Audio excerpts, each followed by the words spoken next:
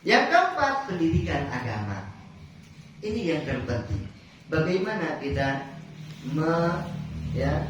mengajarkan mereka tentang pendidikan agama.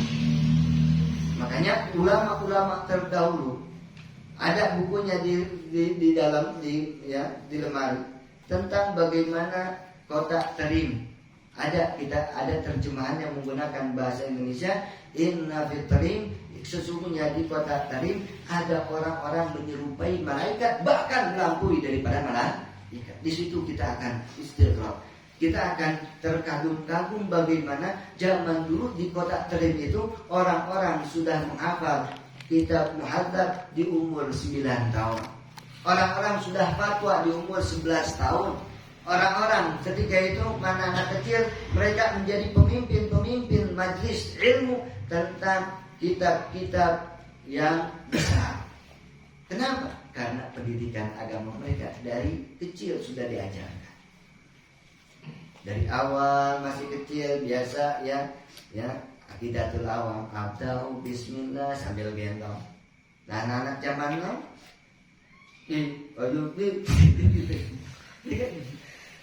Bang Toyib terus di Bang Toyib. Pantes anaknya kawin sama Bang Toyib juga. Jika Ramadan gak datang-datang salah siapa? Dari awal Bang Toyib. Nah ini salah.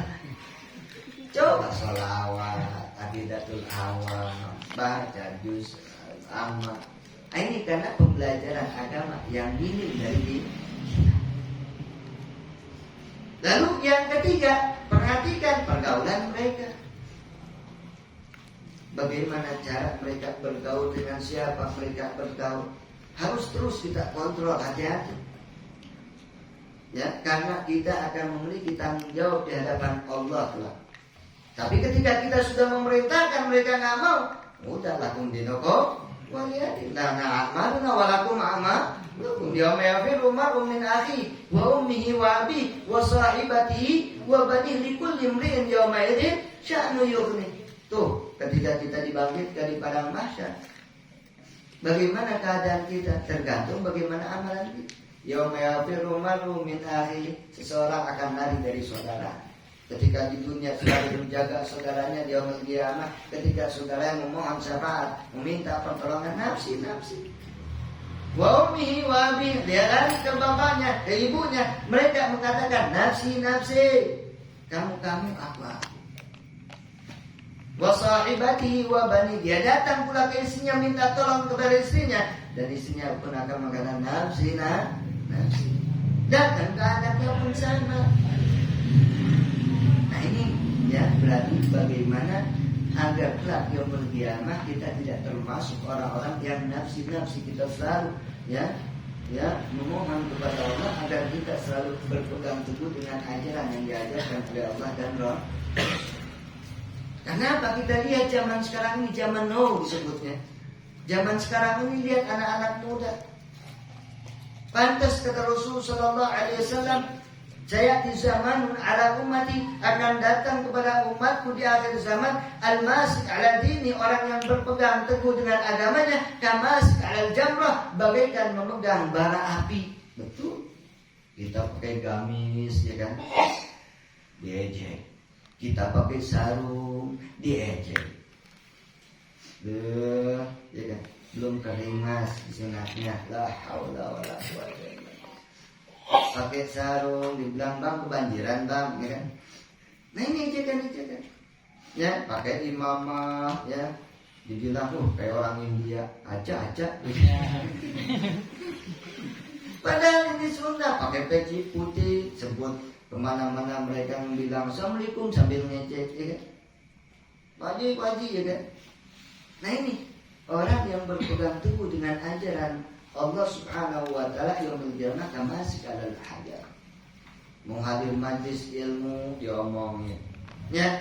Mau nonton dangdutan, yes. Nah ini setan, ya kan? Iya kan? Nah makanya pergaulan yang harus diperhatikan, apalagi wa'iyadzubillah seperti tadi dibilang masalah khamr. Innamal khamru wal maisir wal ansab wal azlam rijsun min amali syaitan fajtanibuh. Kata Allah tuh, innamal khamr itu apa? Ya kan? kullu muskirin khamrun, setiap sesuatu yang memabukkan itu namanya khamr. Dan harus diperhatikan hati-hati khamr ini. Karena Rasulullah SAW katakan di dalam hadisnya, la yazni zani hina yazni wa huwa mu'min. Tidaklah orang yang sedang berzina ketika dia berzina dia dalam keadaan beriman. Iman dicabut oleh Allah. Kalau meninggal dalam keadaan zina, wa'iyadzubillah, dia meninggal tanpa membawa iman. Ini hadis Nabi. Yang kedua kata Rasul, wala yasriqu sariq hina yasriqu huwa mu'min. Dan tidaklah orang yang sedang mencuri ketika dia mencuri dalam keadaan iman. Makanya hati-hati kalau orang mencuri, wa'iyadzubillah, dikebukin, mati, meninggal dalam keadaan su'ul khatimah. Kenapa? Hadis Nabi. Wala yasrik, tidaklah dia mencuri, kemudian hina yasrik, ketika dia mencuri wa huwa mu'min, dia tidak beriman. Dan yang ketiga, ya, wala yashrabul khamr hina yashrabuha wa huwa mu'min.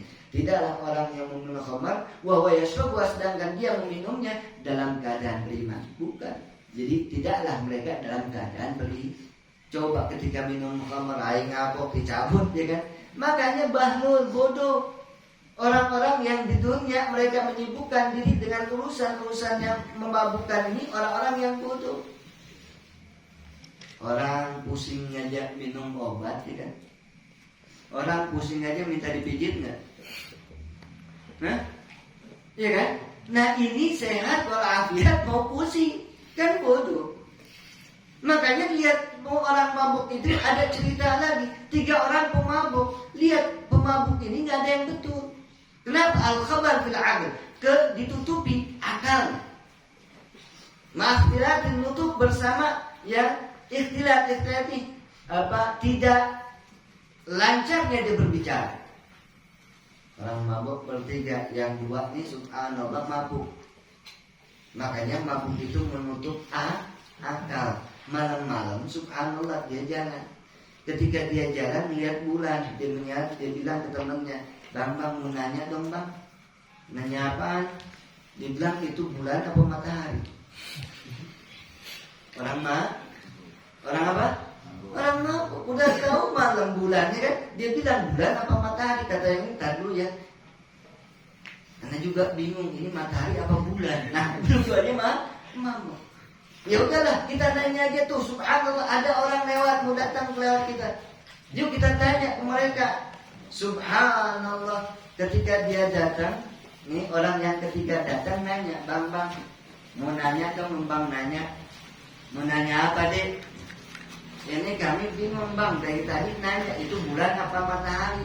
Saya bilang bulan, dia bilang kayaknya matahari, kan saya bingung. Makanya saya nanya ke abang, itu bulan apa matahari? Jawabannya lebih parah. Dia bilang, maaf dia, saya anak baru di sini. Nah ini yang mabuk ya kan mabuk ngelem ya kan. Makanya hati-hati. Orang mabuk subhanallah, orang masehatul afiyah, jalan enak, ya kan. Subhanallah ketika dia minum khamr jadi balul, ya kan? Jadi bodoh.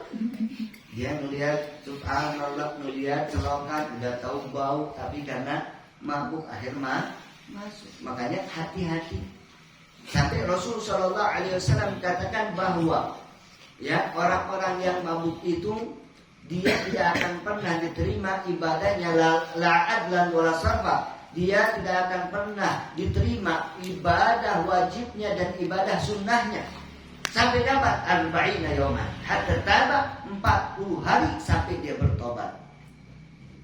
Hati-hati. Ya, sampai Rasulullah SAW katakan inna fil nar, bahwasanya di dalam api neraka ba'afi nahrun khabal. Nahrun khabal itu kata Rasulullah SAW, ditanya ya Rasulullah, ma nahrun khabal? Ya Rasulullah, nahrun khabal itu apa? Nahrun khabal adalah sungai min sadid ahli nar, disiapkan oleh Allah dari nanah api neraka, orang-orang yang masuk ke dalam api neraka. Tuh nanahnya, kebayang gak? Kalau kita lihat subhanallah, kita melihat bisul kita aja nih, mau gak kita minum? Ini subhanallah bisulnya nanah darah ya. orang-orang yang tidak beriman kepada Allah di dalam api nerakanya Allah. Ya ada orang Aceh, kafir, Cina, ya sipit terus semua itu kan. Subhanallah, nanti mau minum, orang punya kamu aja nggak mau minum. Dan ketika diminum, wa'iyadzubillah, itu lebih panas daripada al-hamim, yaitu lebih panas daripada yaitu timah. Wa idza syuribat, kata Nabi, jika diminum yadub, akan meleleh seluruh bagian anggota tubuh. Makanya pantas kata Rasul sallallahu alaihi wasallam dalam hadisnya, al-khamru ummul khaba'ith, ya. Khamr itu emaknya dari ibunya atau cabang daripada semua perbuatan maksiat. Makanya kita bingung, mau disebut gaul, mabuk katanya, wa iyallah. Ini anak-anak zaman now. Makanya kita bersyukur, kalian bersyukur diberikan taufik anak-anak santri ini, dijauhkan ya dari hal-hal yang demikian, duduk di pesantren menimba ilmu agama dengan harapan bahwa kalian melakukan ketaatan kepada Allah dengan ilmu yang kalian miliki. Makanya ini ya, bagaimana kalau kita ingin menjadi anak-anak kita orang-orang yang saleh, seperti Abu Umar bin Muhammad bin Hud. Dari kecil beliau sudah diajarkan tentang ya, suruh belajar aqidatul awam, ya, suruh menghafal tentang kitab Safinatun Najah, suruh menghafal tentang kitab-kitab ya tauhid. Subhanallah, berangkat beliau dakwah atas ridha daripada ibunya, ya kan, Habib Umar, yang betul-betul mendapatkan keistimewaan kewalian dari Allah Subhanahu wa taala berkat apa? Ya, bukan dengan ilmunya, kata ulama. Walaysa bi'ilmih, bukan dengan ilmunya Habib Umar mendapatkan keistimewaan dari Allah. Karena baktinya beliau kepada ibunya. Sedangkan kita tahu bahwa ya Habib Umar dari kecil sudah tidak memiliki orang tua. Tetapi baktinya seorang Habib Umar kepada ibunya sampai di akhir hayatnya, beliau yang mengurus ibunda, sampai-sampai beliau didoakan oleh ibundanya mendapatkan kewalian dari Allah Subhanahu wa taala berkat baktinya beliau kepada orang tua. Makanya ya kita jadikan ini pembelajaran ya, bahwa untuk mendapatkan anak-anak yang istimewa tergantung bagaimana di kita, ya kan. Kemudian ketika kita ingin mendapatkan kedudukan yang istimewa, nah kita lihat bagaimana Habib Umar bin Muhammad bin Hud menjadi ulama besar, menjadi walinya Allah Subhanahu wa taala berkat baktinya mereka kepada ibunya. Makanya kalian nih anak-anak santri, jangan coba-coba. Ya. Doanya orang tua itu ya bagaikan doanya seorang nabi kepada umat. Ya, doanya orang tua itu dikabul. Jangan sampai keluar dari ucapan orang tua kalian ini anak badu jadi badu untuk selama-lamanya, wa'iyadzubillah. Anak bandel jadi bandel, wa'iyadzubillah. Anak gak nurut jadi gak nurut. Hati-hati. Ya, berusaha kalian menjadi selalu anak-anak yang taat kepada Allah, taat kepada kedua orang tua kalian, taat kepada baginda Rasul sallallahu alaihi wasallam,